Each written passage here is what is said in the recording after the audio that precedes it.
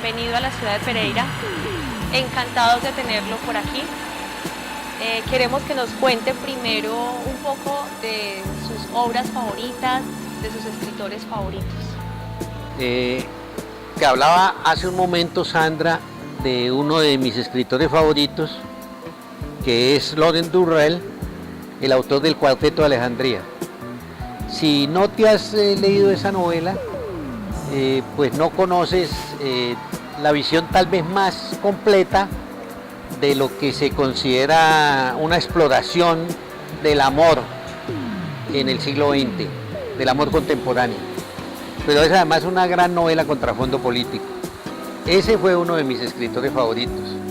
Otro de mis escritores favoritos ha sido Georges Simenon, un escritor muy popular, aunque muy pocos lo han leído, que me ha enseñado el tono, el ritmo, la manera como se debe escenificar la obra literaria y en particular la novela. Siempre que voy a escribir algo lo leo previamente, me pone el tono, me dicta el ritmo, me introduce y me aplaca las pasiones y me pone a trabajar exactamente en lo que quiero trabajar. Es un escritor de novela policíaca. Háblenos un poco de la relación historia y literatura. Se cree que están la literatura y la historia en orillas opuestas, y es todo lo contrario, comparten la misma orilla, se complementan. La narrativa histórica complementa la visión histórica y muchas veces se comprende mejor el mundo de la historia desde la literatura.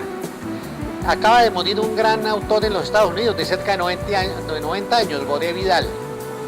Es autor de muchas novelas históricas, entre otras Lincoln. Si tú quieres conocer la vida de Lincoln, el drama de cómo logra resolver el problema de la esclavitud en los Estados Unidos y de ganar la guerra de secesión, hay que leer a Gore Vidal, por encima de cualquier biografía de él.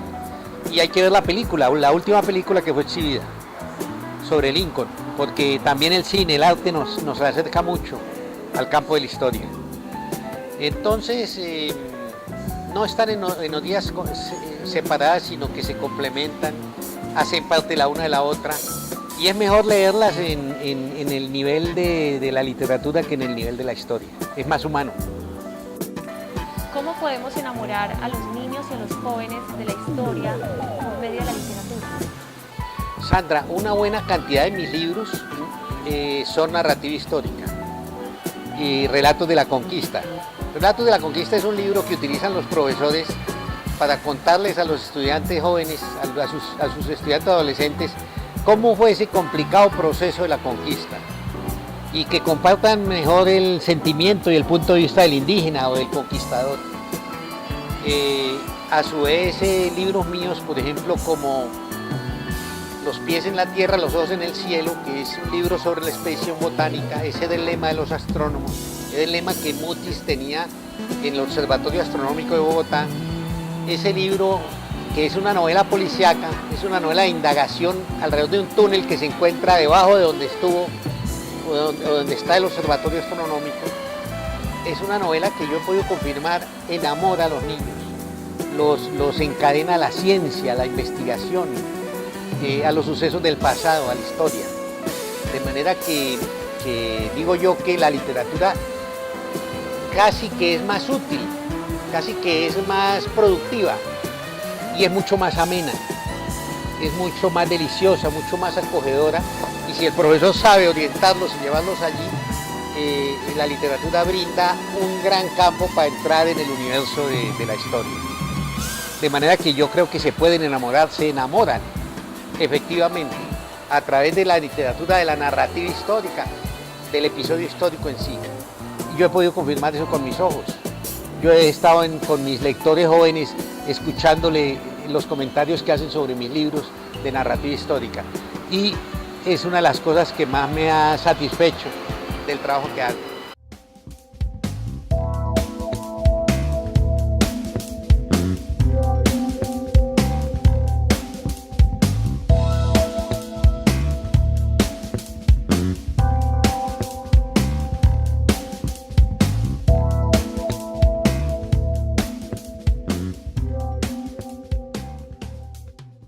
Maestro, háblenos un poco del género negro y policíaco en sus obras.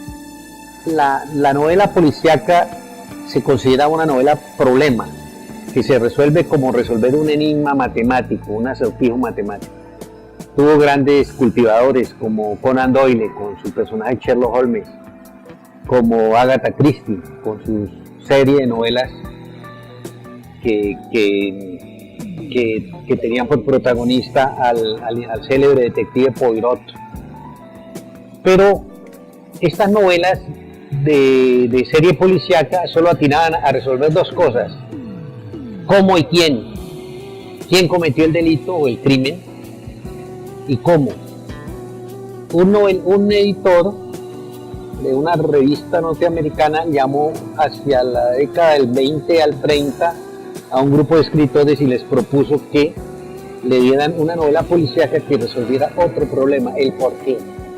Y cuando empieza la investigación o la indagación del por qué, de por qué se comete el crimen, de quién lo engendra y de dónde se engendra, surge el género negro. Entonces van a mirar las cloacas de la sociedad, los fondos bajos y ante todo la corrupción de las altas esferas, que se resuelve a través del crimen. El juez que mete a un individuo a prisión por tener una botella de whisky, pero él vende barricas enteras de whisky en su casa o en sus bodegas. Y eso es lo que va a destapar el género negro, el fondo oscuro de la sociedad. Lo que ha surgido a través de la industrialización, el cáncer de las grandes ciudades, de las grandes urbes capitalistas. Entonces la novela negra nos lleva a una indagación preciosa sobre los imaginarios, sobre los lugares ocultos, sobre los lugares prohibidos, y crea otra clase de héroe. El héroe ya no se mueve allí simplemente indagando, el héroe se mueve allí a pistoletazo limpio. El héroe incluso tortura para obtener la verdad. A veces hay novelas como El secuestro de Mr. Blendish, de la señora Blendish, donde el autor prácticamente desocupa la novela de personajes porque todos terminan asesinados, literalmente asesinados.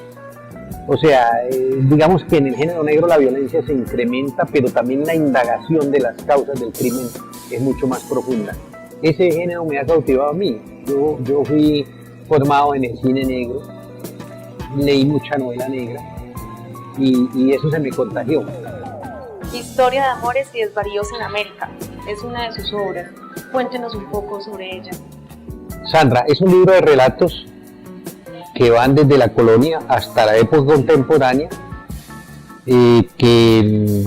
cuya temática es el amor. El conflicto del amor a través del tiempo, en distintas épocas, en distintas generaciones. Son temas escogidos de distintos países, porque este libro se hizo para conmemorar el 5º centenario del descubrimiento de América. Entonces hay relatos peruanos, relatos brasileños, relatos mexicanos, relatos colombianos. Generalmente son sucesos conmovedores. Algunos son bastante divertidos, algunos bastante eróticos, algunos bastante complicados, bastante complejos. Es una exploración de la psicología humana a través de todos estos 500 años, pero se supone que son historias reales, son historias que vivieron los países en algunas ocasiones, como la causa del Hernando y Seniña, que es un famoso proceso célebre a dos amantes en Brasil, por el cual se dividió esa nación a comienzos del siglo XX. Fue un proceso de investigación muy largo encontrar estos relatos, encontrar sus noticias, extraerlas a veces de hojas parroquiales. Por ejemplo, uno de los relatos, que es el de Amores de Benedicta, lo extraje de unas hojitas parroquiales, de un volumen de hojas parroquiales que encontraba en la Universidad Nacional, en la Biblioteca Nacional, perdón. Pues tú sabes que son discursos que pronuncian los sacerdotes en las misas y a veces los publicaban en esas hojitas parroquiales. Allí, en el discurso de un sacerdote, encontré esa historia. Son historias que me costó mucho trabajo recrear, darle los colores, los sentimientos de las épocas, las mentalidades, pero creo que se logró y es un libro que ha tenido muy buena acogida y múltiples reimpresiones. es un libro de la colección esta de relatos americanos.